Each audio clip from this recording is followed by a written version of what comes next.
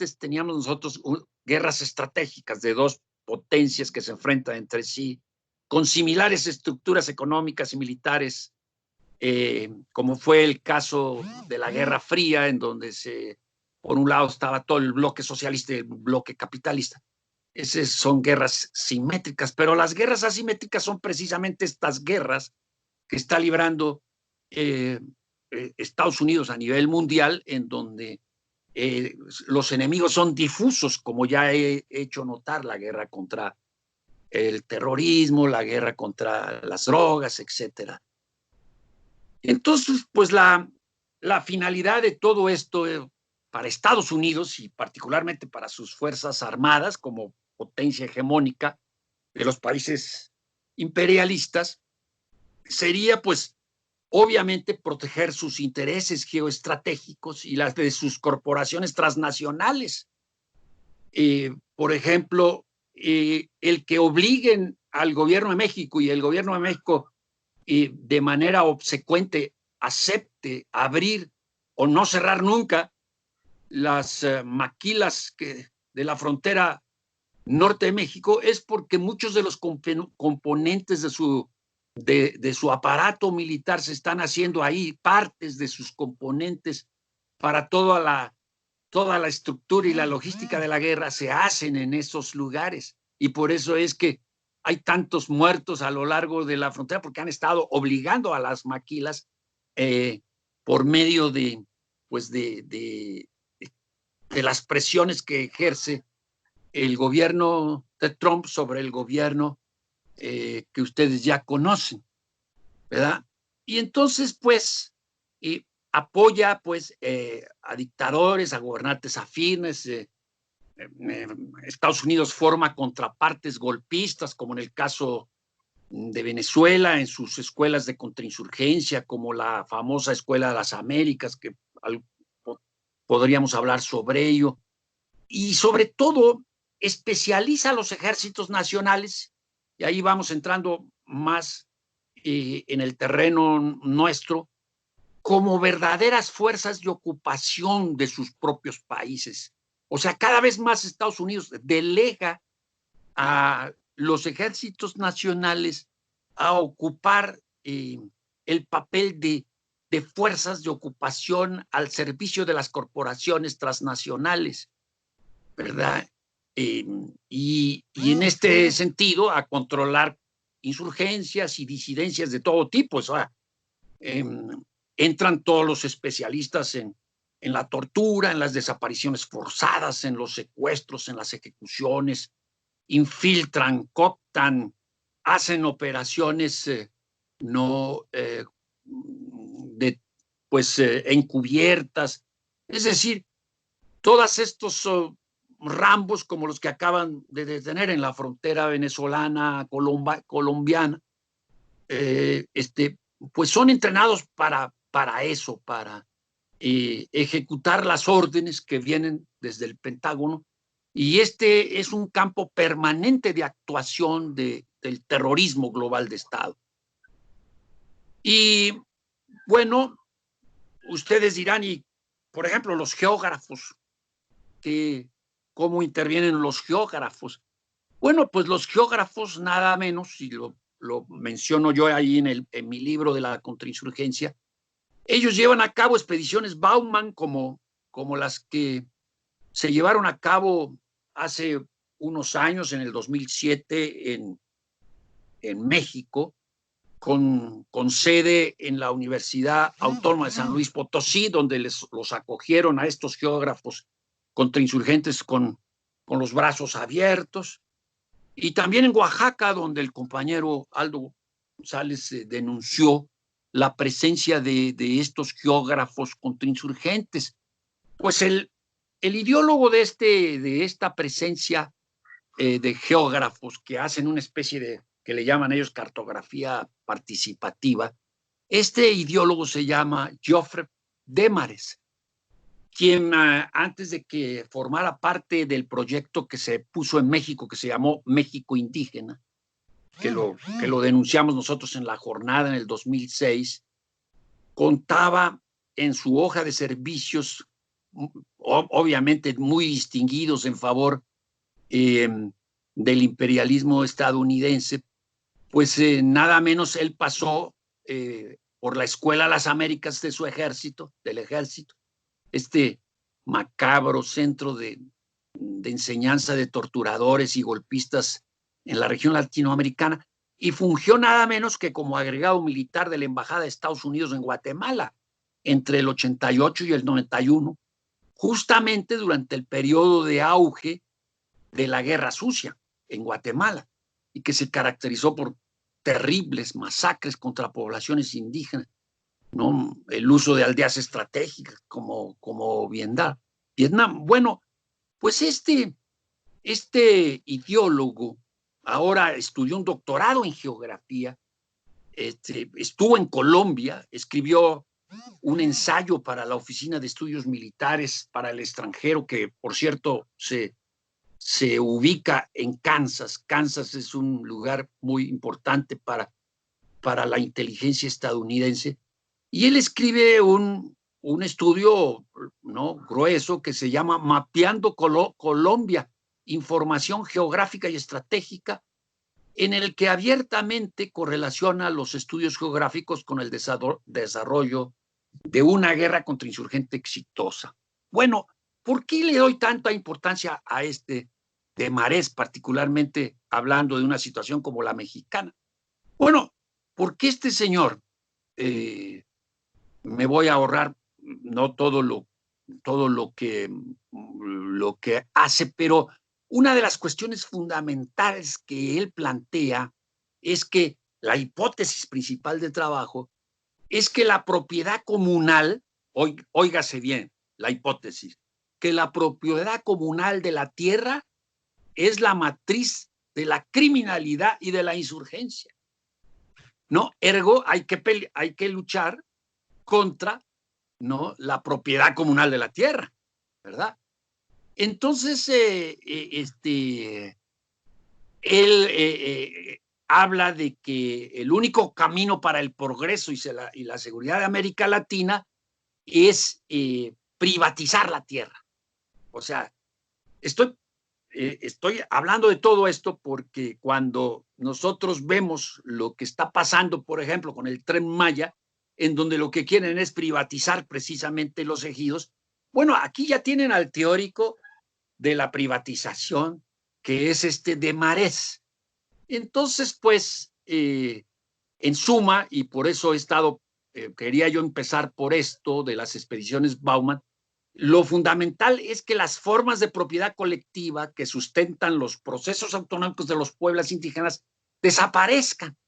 O sea, ya que dice Desmarets, el poder estratégico se convierte en la habilidad de retener y adquirir derechos de propiedad alrededor del mundo. Óigase y véase lo que es esta adquisición de derechos de propiedad, pues en todo el canal interoceánico, a lo largo de todo el canal interoceánico, el otro proyecto de AMLO, y también pues en el Tren Maya, ¿no? Y bueno, también en ese libro quiero destacar que uno de las partes medulares de los manuales contrainsurgentes es la importancia de reclutar e integrar lo que ellos llaman fuerzas paramilitares o irregulares. Incluso la Sedena, en su manual de guerra irregular, plantea este tipo de componentes en su manual de contrainsurgencia. Y bueno, es esta parte clandestina que hemos denunciado en diversas ocasiones. Para el caso mexicano, me tocó a mí, como diputado de la COCOPA, presentar una denuncia que, por cierto, llevó a cabo la abogada Digna Ochoa, sobre la existencia de grupos paramilitares que son, pues, un ramaje o una continuación de todos estos manuales contrainsurgencias, y por eso la urgencia y la pertinencia de estudiar estos manuales de contrainsurgencia, porque ahí ellos plantean todo lo que estamos nosotros viendo. Y también esto es muy importante porque por el papel que están jugando en la acción represiva del Estado mexicano los grupos del narcotráfico que actúan como paramilitares. En lo que va de esta administración han muerto ya una veintena de defensores o más, me estoy quedando corto, defensores de la tierra, del territorio, ambientalistas, etcétera, y muchos de estas acciones se llevan a cabo precisamente por un brazo clandestino del Estado, que es el narcotráfico actuando como grupo paramilitar. Entonces, pues, como este tipo de grupos les llaman a ellos como especie de escuadrones de la muerte y que las ahí en los manuales se describen de manera pues no les voy a citar esta perla de uno de los manuales a ellos porque lo plantean con todo cinismo y precisión. Le llaman a esto, dice, la técnica cazar-matar. Óiganlo bien. O sea, dice, las fuerzas amigas, que son las fuerzas de los ejércitos colaboracionistas al servicio de los gringos, pueden usar esta técnica en operaciones de consolidación, dice el manual. Ellas usan esta técnica de cazar y destruir enemigos aislados. El equipo de cazar-matar consiste en dos secciones, los cazadores y los asesinos. Los cazadores deben estar ligeramente equipados y altamente móviles. Su misión es localizar a las fuerzas enemigas mientras mantienen una comunicación constante con los ejecutores, quienes están alertas y listos para entrar en acción. Cuando los cazadores hacen contacto, estos notifican a los asesinos. No estoy inventando nada, compañeros, compañeras. Esto está, y lo pueden ver en el manual de campo 3120-3 y en la parte que se llama tácticas, técnicas y procedimientos de defensa interno para las fuerzas especiales en el extranjero, ¿no? Entonces, ¿qué quiero decir con todo esto del terrorismo global de Estado? ¿Y cuáles son las dimensiones de este aparato? Pues miren, la rama militar del gobierno emplea a cerca de 500,000 de soldados y pues expertos técnicos, contratistas, con instalaciones secretas, con bases militares que van casi a las 2,000 bases militares de todo tipo, desde grandes instalaciones como en Japón o Alemania, hasta pequeñas instalaciones que llaman manúfares, ¿no? Y que pues ahí, pues, ¿no? A través de todo esto, pues, han estado pues monitoreándonos, han estado tratando de establecer pues todo una red, ¿no? Que puede intervenir en cualquier momento. Por ejemplo, ahorita está por llegar a Venezuela un barco iraní con petróleo y pues estamos al tris de que de pronto sea atacado por una de estas armas del gobierno estadounidense. No sabemos qué va a pasar en las próximas horas. Tiene que llegar mañana sábado a Venezuela para aliviar el bloqueo que tienen contra este país.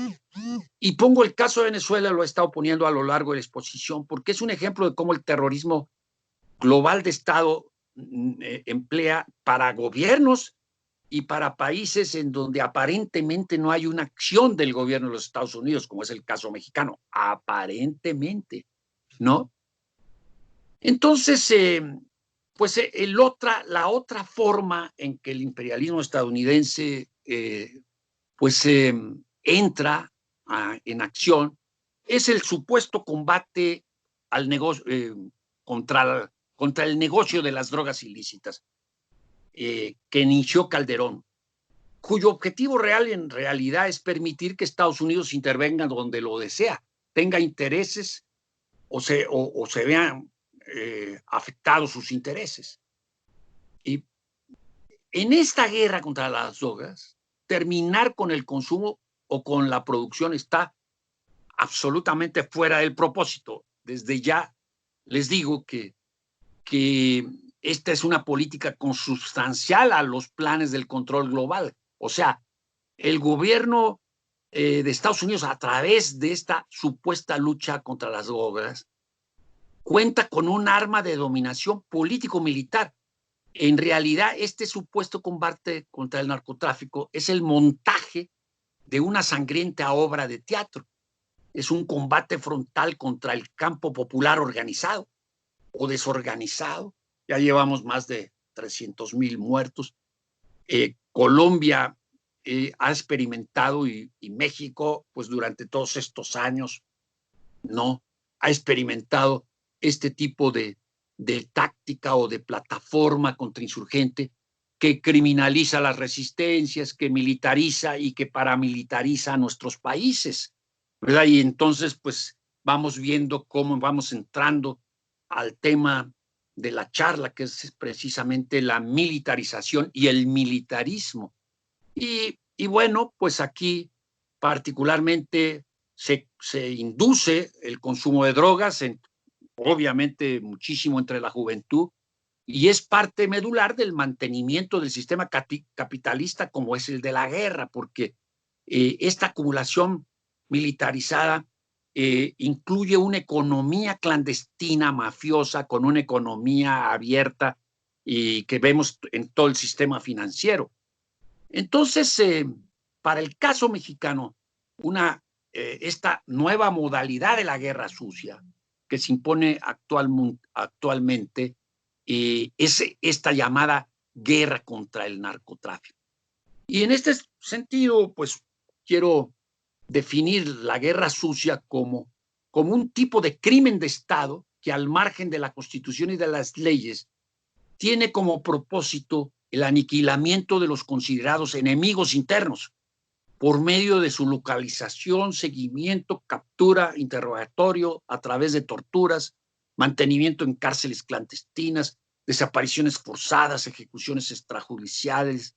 Todo esto lo llevan a cabo los integrantes de las Fuerzas Armadas, precisamente, agentes de policía y de inteligencia, grupos paramilitares, que en México actúan bajo órdenes usualmente de la sección segunda del Ejército, inteligencia militar, o las pandillas del crimen organizado que constituyen esta cara ilegal, clandestina, supletoria y complementaria de la acumulación capitalista militarizada en nuestro país. También, pues, las misiones abiertamente contrainsurgentes de las Fuerzas Armadas, como las que tienen lugar en Chiapas o en otros estados del país, se han prolongado y extendido con esta modalidad que abre la llamada guerra contra el narcotráfico y el terrorismo. En suma, compañeros, la actual forma de globalización neoliberal, y compañeras, perdón, tienden a exacerbar las contradicciones del capitalismo, dejando a un lado toda mediación y todas las formas relativamente pacíficas, si hay algunas, en las que el capitalismo se basó para extender su hegemonía. Sí hay, fíjense que sí hay formas relativamente pacíficas para extender su hegemonía. El hecho de que la cola para comprar en la tienda esa de marca Zara fuera de varios kilómetros nos hace ver que no necesitan usar más que anuncios para extender su hegemonía. Bueno, a lo que me quiero referir particularmente es esta guerra preventiva neocolonial que incluye la ocupación territorial de países a través de las propias Fuerzas Armadas, la criminalización de toda oposición por la vía de la lucha contra el terrorismo y el narcotráfico, la ruptura del orden jurídico internacional y nacional, son las características de esta nueva etapa del capitalismo. Obviamente, pues Donald Trump es el comandante en jefe de esta enorme maquinaria destructiva, el más terrible enemigo de la paz y de la sobrevivencia misma de la especie humana, el capitalismo, que en la pandemia no puede garantizar la vida de sus propios ciudadanos, pero que tiene carácter de clase también la muerte, porque lo que están muriendo allá pues son la población negra, la población chicana, las poblaciones de las minorías, los pobres, ¿no? Entonces, pues, termino esta primera parte diciendo que la perspectiva que es puesta parecería como que es una maquinaria, pues así, todopoderosa, pero no. Es muy poderoso nuestro enemigo, pero no es invencible, ¿no? La prueba está en este pequeño pueblo de pescadores de Venezuela que detuvo la invasión, ¿verdad? Una miliciana pudo más con sus rambos. Me recordó muchísimo la fotografía de esa combatiente vietnamita que lleva prisionero a un matón de casi 2 metros de altura y así con un cuerpo de Rambo, ¿verdad? Entonces, por más terrible que sea la represión de este terrorismo de Estado, mi conclusión es que nunca ha podido detener los esfuerzos revolucionarios de los pueblos y que creo que en este caso, a pesar de ellos, vamos a triunfar. Aliento, vida, compañeros. Entonces, pues, si quieren ustedes, podemos ya pasar a la etapa de las preguntas. Entonces, si me las pudieran repetir, camaradas. Claro. También, para que la...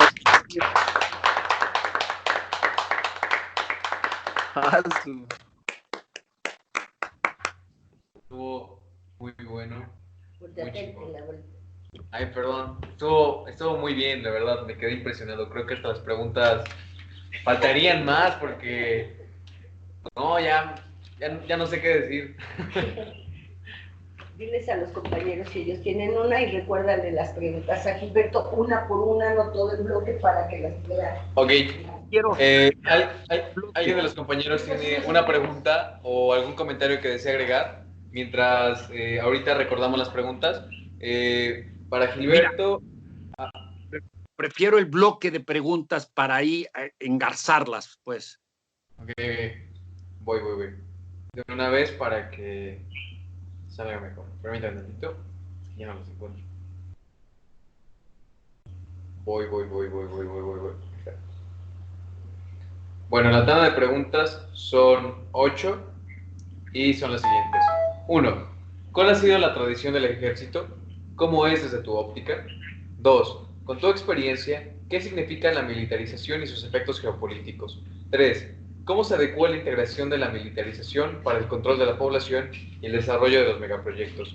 4. ¿Se puede vincular al ejército norteamericano con el ejército mexicano para desarrollar proyectos como el Plan Mérida, Plan Colombia y la Escuela de las Américas? 5. ¿Existe vínculo entre el narcotráfico y Fuerzas Armadas para la contrainsurgencia? 6. ¿A qué se debe la militarización en México? ¿Y qué riesgos políticos existe con el coqueteo de las Fuerzas Armadas de parte de Obrador? 8.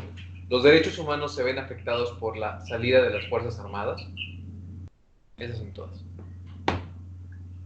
Bueno, miren, compañeros,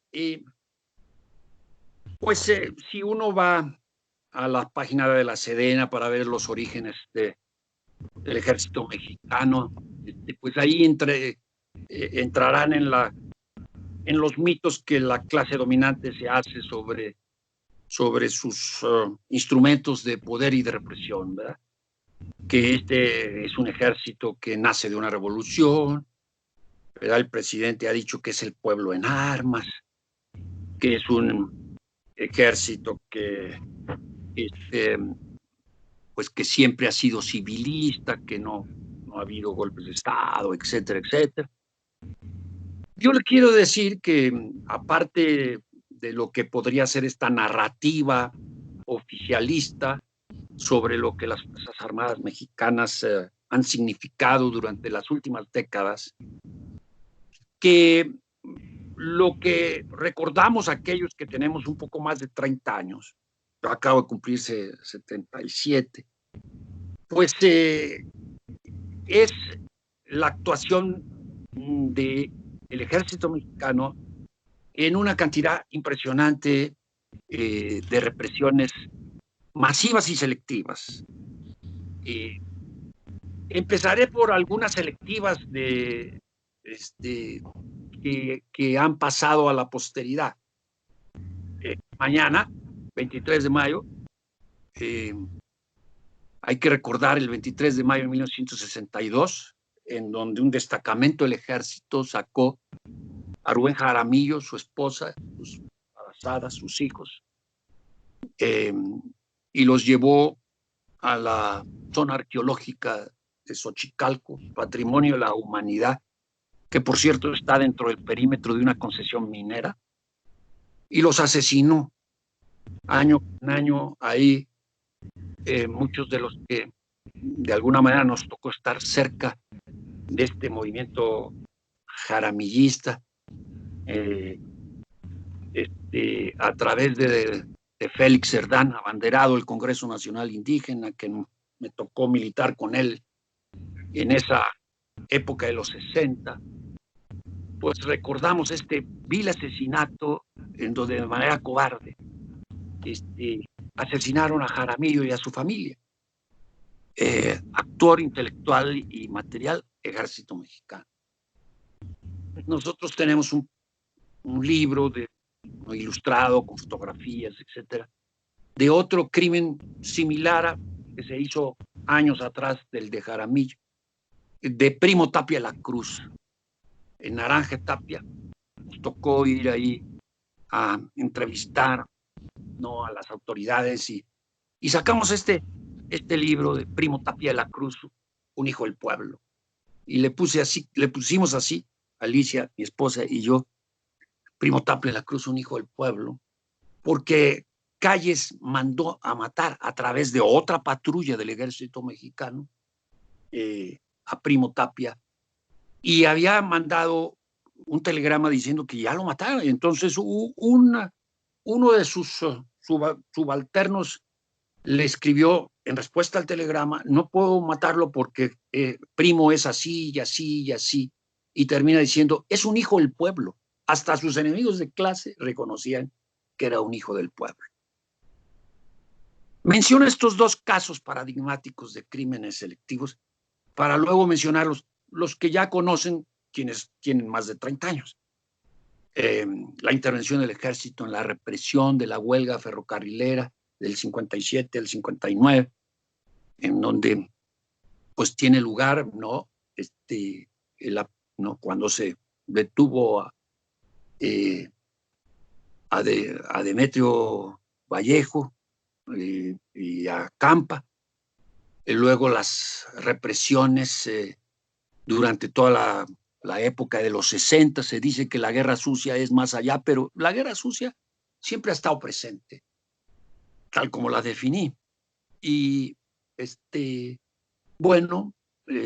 la participación del ejército, que pudimos comprobar en situ, en Tlatelolco, el 2 de octubre, una matanza, crimen de Estado, que queda impune, no ha sido ni investigado ni castigado, ¿verdad? Y bueno, ahí pues se usó un grupo que tendríamos que paramilitar, porque no tenían uniformes, pero eran militares, ¿no? Que es el Batallón Olimpia, los grupos que se formaron, como la Brigada Blanca, las incursiones y violación de derechos humanos del ejército. El caso Padilla ilustra particularmente la detención en un retén militar de Padilla, un cantor del pueblo que fue llevado a la zona militar número 1, desaparecido y ejecutado. Y luego nos podemos ir a todo lo que ha sido la actuación de las Fuerzas Armadas en diferentes matanzas, en diferentes estados de la República, cada estado puede mencionar alguna. Y en fin, son Fuerzas Armadas cuya trayectoria ha sido una trayectoria de un brazo represor de un estado oligárquico capitalista que no ha tenido más que pues como respuesta a ese mito y esa tradición de ser pues eso, un mito y una tradición. Cierto que es pueblo armado, sí, claro, pues llevado por la también Porfirio Díaz tenía pueblo armado, pero pues era la leva lo que los llevaba. En este caso, pues es la miseria, no encontrar trabajo, pues también los lleva a la leva del neoliberalismo. Entonces, pues la trayectoria del ejército mexicano es una trayectoria que es pues tremenda por su involucramiento en diversos tipos de violación de derechos humanos, crímenes de Estado y lesa humanidad. No voy a entrar en ese terreno porque pues, nos llevaría otra plática para poder no documentar todo lo que ha sido esa actuación y la manera como se ha hecho borrón y cuenta nueva con el gobierno actual de todo este panorama, ¿no? En segundo lugar, pues ahora que escribí en el último artículo, escribí militarismo y actuación, algo así, no recuerdo ya el título. Yo hacía ver, y es otra de las preguntas, cómo el desplazamiento, por ejemplo, actual de la Guardia Nacional está priorizado, y esto contralínea lo ha documentado Sósimo Camacho, excelente periodista de investigación, aquí va mi reconocimiento a Sósimo. Él ha demostrado cómo la Guardia Nacional ha sido emplazada o su personal ha sido emplazado en tareas como es la cuestión de las resistencias particularmente. O sea, la Guardia Nacional no está emplazada ahí donde mayor incidencia de delito hay, que por cierto durante la pandemia se ha mantenido a la alza. Es decir, creo que el 20 de abril fue el día más violento de todo el año, en plena pandemia, en cuanto a homicidios y ejecuciones extrajudiciales, desapariciones forzadas. Yo quiero dar, siempre doy, que es el que el Instituto de Estudios Estratégicos de Londres considera a México el país más letal, más peligroso, después de Siria, porque dice, el instituto afirma, no dice, sostiene, que hay un conflicto armado no reconocido en el interior del país. Y entonces da pues las estadísticas que ya mencioné, más de 300,000 muertos, 40,000 desaparecidos. Otro dato es la letalidad del ejército. Es decir, el índice de letalidad es que cuando entra en operaciones un ejército, ¿cuál es el índice o más bien el porcentaje de heridos y prisioneros? El ejército mexicano generalmente son muertos, o sea, es uno de los más letales en el mundo, ¿verdad? De tal manera de que en todas sus operaciones que lleva a cabo, pues la cifra es muy elevada. Eso también se puede comprobar, la cuestión de la letalidad. Yo lo tomé de un libro, Estado de Emergencia, ¿no? De dos colegas míos, ¿verdad? Y entonces, eso en cuanto a ciertos aspectos que van desarrollándose en las preguntas. La la tarea o la misión principal de la acumulación militarizada es garantizar que la recolonización de los territorios se lleve a cabo de manera óptima. O sea, en esta finca, como usando la metáfora del subcomandante Moisés, que dice que cambian los capataces, pero el dueño sigue siendo el mismo. En México, para que el Estado funcione, requiere necesariamente de la función de un brazo que esté apoyando ese proceso de recolonización. Por eso es que hay 2 decretos que se expidieron en la actual pandemia. Por un lado está el decreto en donde se hace un recorte así, no bestial, ¿no? A las instituciones del Estado consideradas, pues no esenciales, ¿no? Para garantizar la puesta en marcha de 38 programas, dentro de los cuales, sorpresa, ¿a poco no lo saben? Se encuentran, pues, el Tren Maya, el aeropuerto Felipe Ángeles, el canal interoceánico, el tren a Guadalajara, ¿cómo se llama? Sembrando clientelismo, bueno, todos los programas de la cuarta, pues, ¿no? O los programas de cuarta.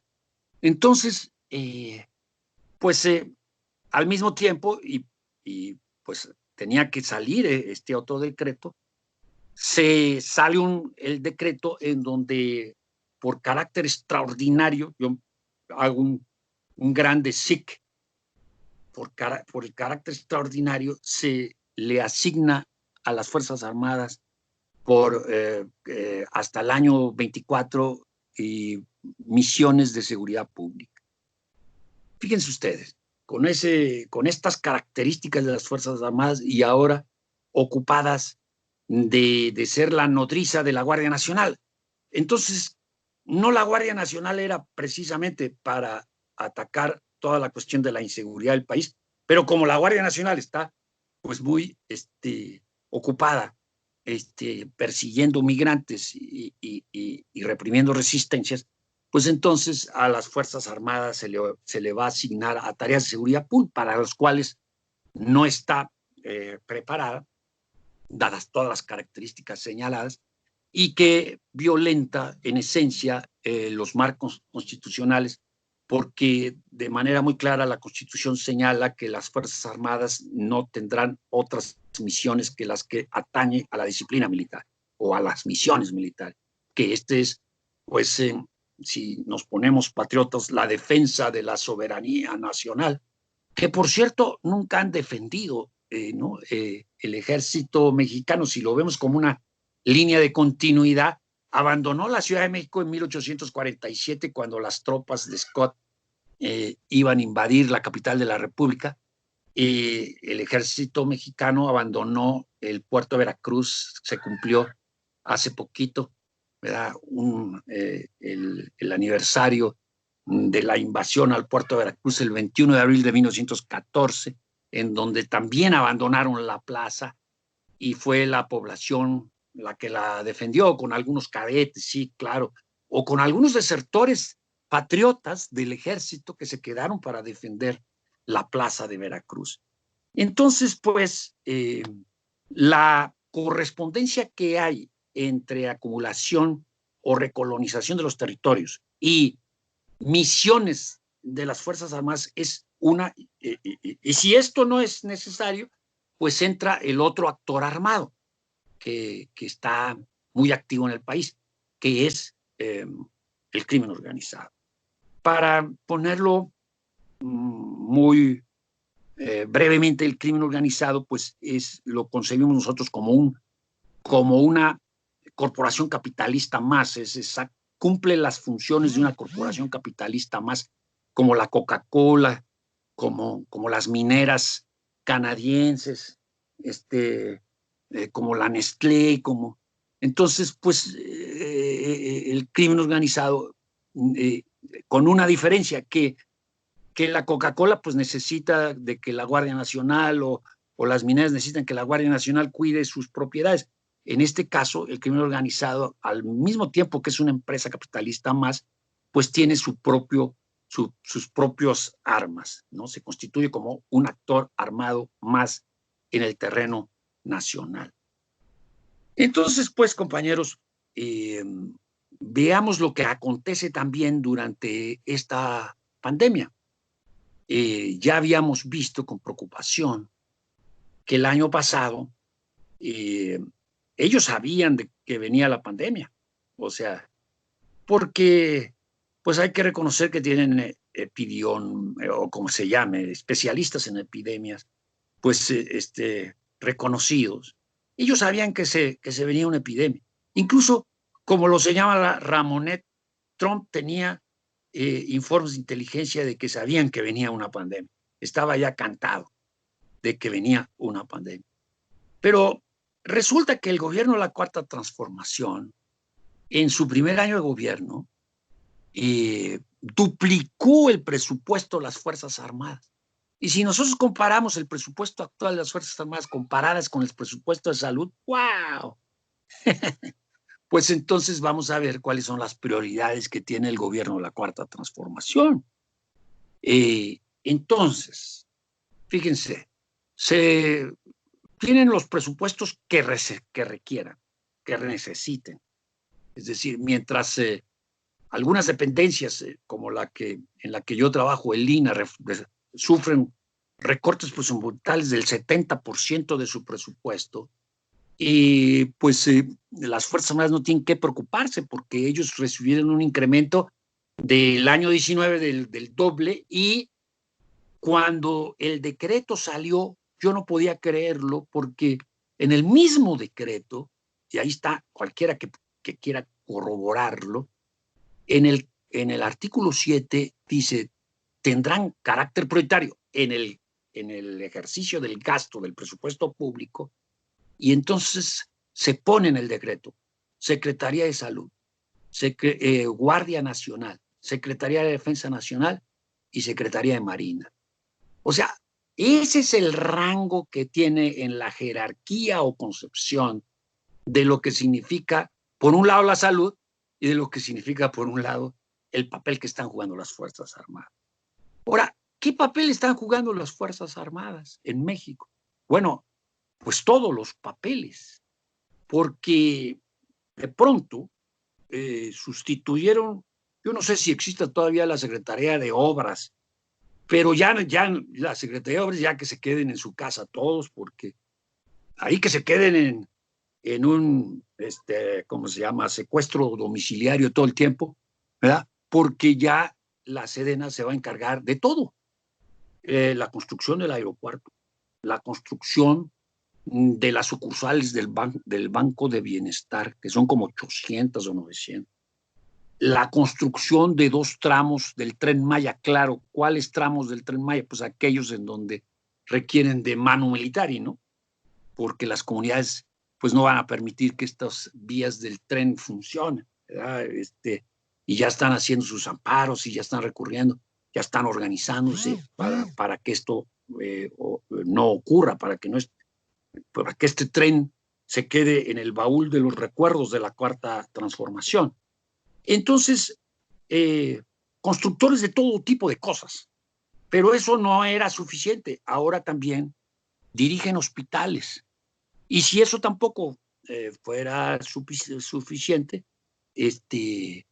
pues se les dio tareas de aduanas y coordinación de todos los puertos del país, que quedó en manos también de la Secretaría de Marina, o sea, la Armada de México o Secretaría de Marina. Y entonces, pues, las aduanas también están a cargo de Fuerzas Armadas. ¿Cómo se llama esto? Militarización. Algunos colegas míos, incluso algunos apreciados colegas míos, que quieren justificar que aquí no hay militarización, dicen es que yo nací en Argentina, bueno, yo viví en Argentina y ahí sí fue un golpe de Estado y todo. Bueno, no es necesario para que se dé un proceso de militarización que estemos en una abierta dictadura militar, porque precisamente militarización significa el que las Fuerzas Armadas lleven a cabo misiones a las cuales no tienen nada que hacer ni que ver. O sea, ¿qué tienen que hacer los militares construyendo las oficinas o sucursales del Banco de Bienestar?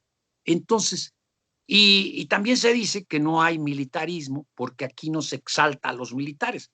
Bueno, el hecho mismo de asignarles todas estas tareas y de que cada rato se diga, yo no sé cuántas veces el Ejecutivo Federal ha dicho, y fíjense ustedes que yo no pretendo personalizar esto, hay que explicar la realidad sobre la base de fuerzas sociales que explican al personaje y no el personaje que explica lo que está ocurriendo en el país. O sea, en eso tenemos que ser marxistas consistentes y congruentes, pues.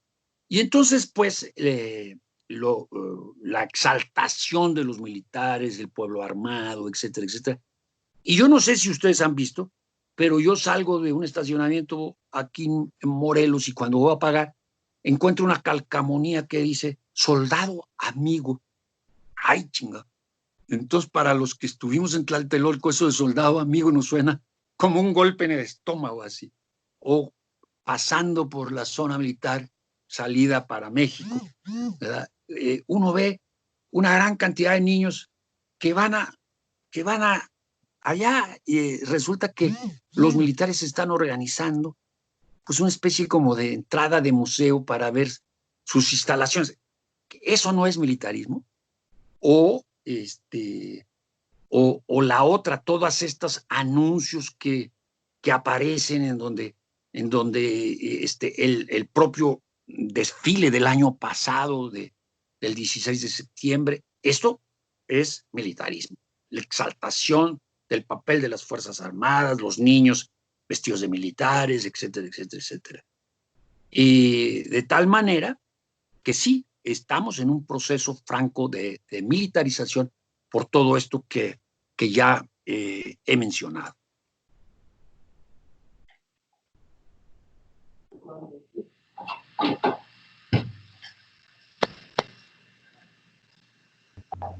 ¿Algún compañero tiene alguna pregunta o algún comentario que desea agregar a esta parte del compañero? ¿Alguien? ¿Pancho? ¿Luz? ¿Eren? ¿No? Ok, pues pasamos a la siguiente pregunta, a la número 2. Permítame un tantito.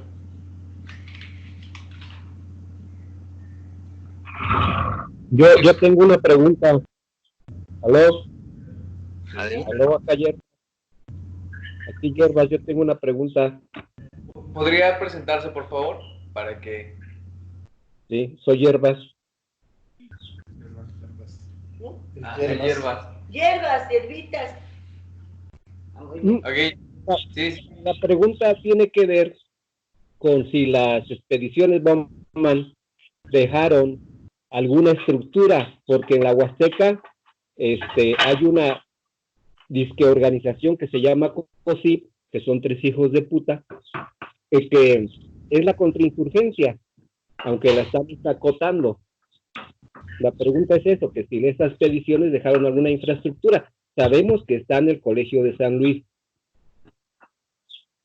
pero si hay algo más, por decir, en campo. Sí, ellos llegaron en primer lugar a la Universidad Autónoma de San Luis Potosí.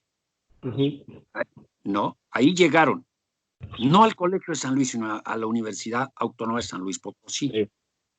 Ahí ocurrió algo de estos, este realismo mágico de nuestro país, que pues hice las denuncias correspondientes en varios artículos en la prensa sobre estas expediciones Bowman, mencionando a la Universidad Autónoma de San Luis Potosí. y en especial al Departamento de Estudios Sociales o algo así, Facultad de Ciencias Sociales, no recuerdo bien. Y entonces los estudiantes de ese lugar me invitaron para que hablara precisamente de las expediciones Bauman. ¿Cuál no sería mi sorpresa al llegar a la universidad que el funcionario que me recibió fue precisamente parte de este funcionariato que le abrió los brazos a las expediciones Bauman? Yo no podía creerlo, entonces estaba yo hablando con el funcionario y 5 minutos después estaba yo hablando sobre las expediciones Bauman con los estudiantes. Claro que dejan una infraestructura en los lugares a donde van. ¿Por qué? Pues porque, por ejemplo, en la academia, pues miren, muchísimos profesores y estudiantes tienen todo el derecho del mundo a hacerlo, ¿verdad? No quiero que alguno se sienta ofendido por lo que voy a decir, pero pues muchos de ellos caen en el garlito pues de las becas, de los viajes a Kansas, de todo esto, ¿verdad? Y entonces, obviamente, en esta universidad, pues, que recibió a esta expedición, ahí quedó. Y las autoridades no han explicado nada sobre estas expediciones, a pesar de las denuncias. Estas expediciones fueron a Honduras y se establecieron en la Universidad Nacional Pedagógica Francisco Morazán. Y entonces también incursionaron en Costa Rica. O sea, van dejando como espacios, ¿verdad? Fueron a Oaxaca y ahí Aldo no las denunció y entonces pues salieron de Oaxaca pues corridos por las comunidades porque de manera abierta pues en sus comunicados ellos mencionaban que recibían dinero del Pentágono a través de una oficina de estudios estratégicos que pues en realidad pues es la cara del Pentágono en ese lugar. Tengo entendido de que estuvieron haciendo trabajo de campo en San Luis Potosí y de que también hicieron trabajo de campo que estuvieron en la Huasteca, creo, y que hicieron trabajo de campo en Oaxaca. Y ahí pues llevaron sus estudiantes, ¿no? Algunos se tomaron fotografías porque creen que esto es como Indiana Jones, ¿verdad? Y que vi ¿no? en algunas de las publicaciones de estas expediciones Bauman. Entonces, pues sí, entiendo lo que el compañero menciona, no conozco a ciencia cierta, pero ellos venden la idea de que les van a hacer a las comunidades su mapa y que para poder hacer su mapa pues requieren de información. Entonces el mapa de sus posiciones, de sus tierras, de sus territorios. Entonces ellos pues hacen una serie de preguntas y qué es lo que resulta de todo eso de que pues un oficial en el Pentágono puede agarrar un ratón de una computadora y poner ahí San Luis Potosí, Huasteca, y entonces ver ahí pues todo lo que es el resultado de estas investigaciones, que no son precisamente mapas, sino pues que es pues qué riquezas geológicas tiene, si hay oro, si hay titanio, si hay ¿cómo se llama? Lo que sea, pues, ¿no? Y también cuestiones de carácter, pues, qué cultura existe, qué idioma, y también cuestiones de carácter político y todo lo que tendría que ser la información. Y es lo que logran las expediciones Bauman. Estos son los geógrafos de las expediciones Bauman. Un comentario nada más para terminar, y gracias por lo que nos dice. Fue una de las 7 comunidades, 3 son nuestras, en la nuestra principalmente, y lo otro, en Querétaro ya está la sede de la Universidad de Kansas, a punto de echarse a andar, pero es un comentario, ¿sí? Hay que darle seguimiento a todo eso.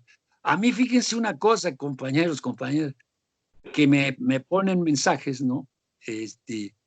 Así me enteré, casi en tiempo real de que uno de los personeros de las expediciones Bauman iba a dar una conferencia en Costa Rica, en donde el tipo pues, habló pestes de mí, y pude contestar en tiempo, a la noche de esa misma conferencia le pude contestar. O sea, en Venezuela actúa lo que se llama pues organismos de inteligencia popular o algo así le llaman ellos, ¿no? Hay que tener las antenas puestas para denunciar este tipo de intromisiones. Hay que ver muy bien, no quiero tachar a toda la Universidad de Kansas de contrainsurgente, pero fíjense, ¿quién creen ustedes que publicó el manual de contrainsurgencia más moderno, el 324, me parece? Pues nada menos que la prestigiada Universidad de Chicago. Y si ustedes buscan Minerva Initiative, van a ustedes a encontrar que es un corporativo que paga todas estas investigaciones. O sea, las expediciones Bauman recibieron $3 millones para hacer estas investigaciones. Como dicen los del Watergate, follow the money, ¿no? Ve de dónde viene el dinero, dice, ¿no? En inglés, follow the money, sigue el dinero. Y entonces, pues hay que ver, por ejemplo, ahí en Querétaro, si de la Universidad de Kansas se va a abrir, no vaya a ser en el departamento de geografía, porque estamos jodidos, como se dice académicamente. Nosotros nos encargamos. Gracias. Gracias a ti. ¿Alguna otra pregunta? ¿Alguien más tiene una pregunta que desee realizar? ¿Nadie? Ok, seguimos. Es que siento que ya contestó todo. Bueno, Pero, yo siento que ya contesté todas, no sé si de las que están ahí hay alguna que ustedes consideren que debo de subrayar, pero yo siento que contesté todas, más o menos. Claro.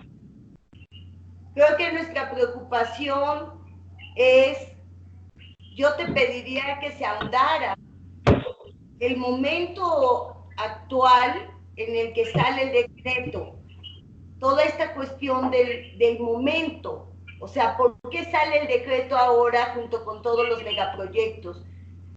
¿Qué se va a venir con todo esto? Y pues fundamentalmente eso. A nivel local, las Fuerzas Armadas asumen el control total de la policía a nivel de estados, a nivel de ciudades, pasa a manos totalmente del ejército. Esa sería otra pregunta. Bueno, okay. Miren, la pandemia ha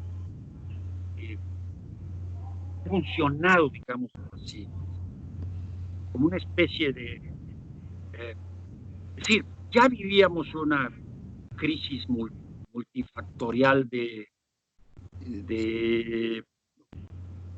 exponenciales proporciones. O sea, ya autores como Carlos Taibo, no Paco Ignacio, sino Carlos Taibo, en su libro Colapso, que yo recomendaría que todo el mundo leyera, nos había señalado sobre los peligros que estaba representando pues, el cambio climático.